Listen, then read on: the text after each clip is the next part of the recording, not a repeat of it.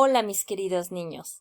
En nuestra clase de hoy trabajaremos con un tema muy interesante que seguramente te es muy familiar, y este corresponde a la asignatura de lengua materna español, así que ten preparado tu cuaderno para tomar nota de este tema.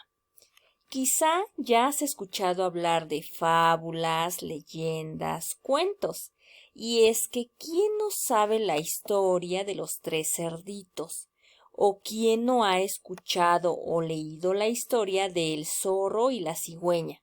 O tal vez en las pláticas en familia alguna leyenda de esas que nos ponen los cabellos de punta y nos dan mucho miedo.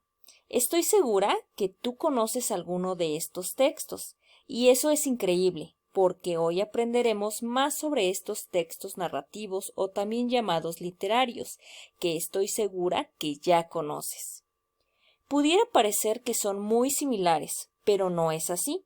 Aunque pertenecen a un mismo género y todas las narraciones e historias no se entretienen mucho, pero tienen algunas características que los hacen diferentes entre sí. Así que iniciemos nombrando algunas de ellas.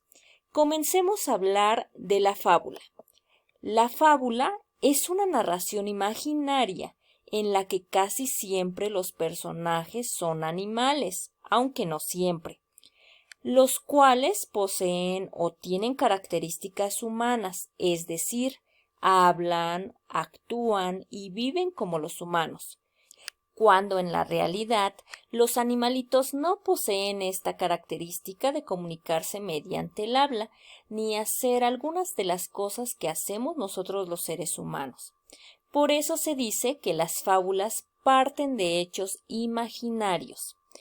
También algo muy característico es que su propósito es dar una enseñanza o un consejo, donde al leer nosotros aprendamos algo que nos haga reflexionar sobre nuestra forma de actuar.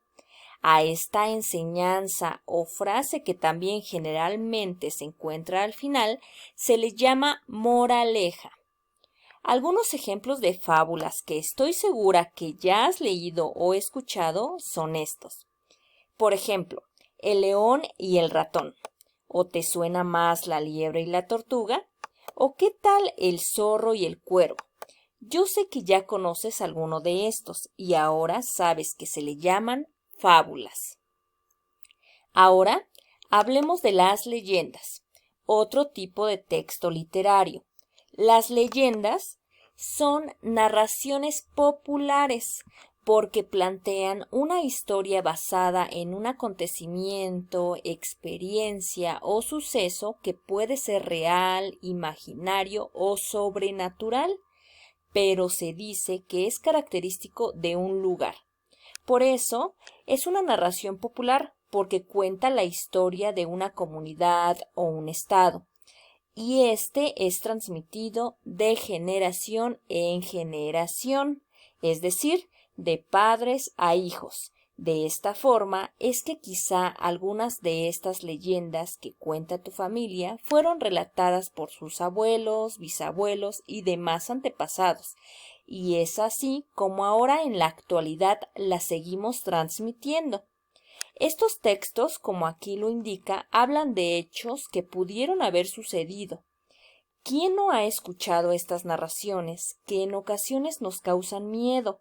Porque precisamente se habla de que fueron sucesos acontecidos que explican quizás sucesos sobrenaturales o el origen de algo que conocemos. Por ejemplo, la leyenda de los volcanes, que narra sobre cómo se formaron estos, el conejo en la luna. ¿Lo han observado? ¿O qué tal el jinete sin cabeza? La leyenda de la Nahuala, la Llorona, entre otros. Y finalmente te presento el cuento, un tipo de narración que te es más familiar. El cuento puede estar basado en hechos reales o ficticios, o también llamados imaginarios. Aquí los personajes pueden ser tanto personas, animales, objetos, cualquier ser inanimado o fantástico. Encontramos hadas, dragones, niños de madera, personajes con algunas habilidades y más. Es por ello que en el cuento se puede combinar lo real y lo fantástico. La finalidad solo es narrar una historia que depende de la imaginación y creatividad del autor. Dentro de ellos podemos encontrar La Caperucita Roja, Los Tres Cerditos, los clásicos cuentos de princesas, hadas, El Principito y algunos que ya has revisado en los libros del Rincón. Como ven, ¿verdad que estos títulos les suenan familiares? Estoy segura que ya conoces más de una de estas entretenidas historias y ahora sabes cómo se les llama a cada una. Ahora que ya sabes algunas de las principales características entre fábula, leyenda y cuento, te invito a realizar una actividad conmigo. Vamos a dar un pequeño repaso. Te presentaré algunas de esas características que ya repasamos y juntos acomodaremos debajo de estos títulos según el texto que corresponda. ¿Estás listo? Bueno, vamos a empezar. La primera característica dice, generalmente sus personajes son animales. Recuerda, ¿en qué texto dijimos que casi siempre los personajes son animales? ¿Será fábula, leyenda o cuento? Si lo sabes, ¿verdad? Esta característica pertenece a la fábula. La acomodamos de este lado. Vamos con la siguiente. Dice, sus personajes son personas, animales o seres fantásticos.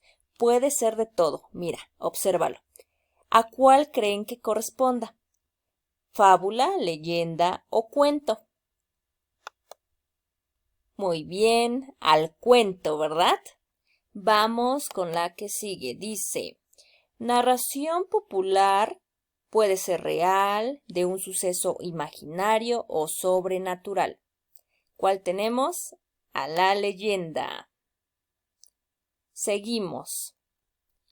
Ahora tenemos basado en hechos reales o ficticios. ¿Cuál de estos será? ¿Fábula, leyenda o cuento?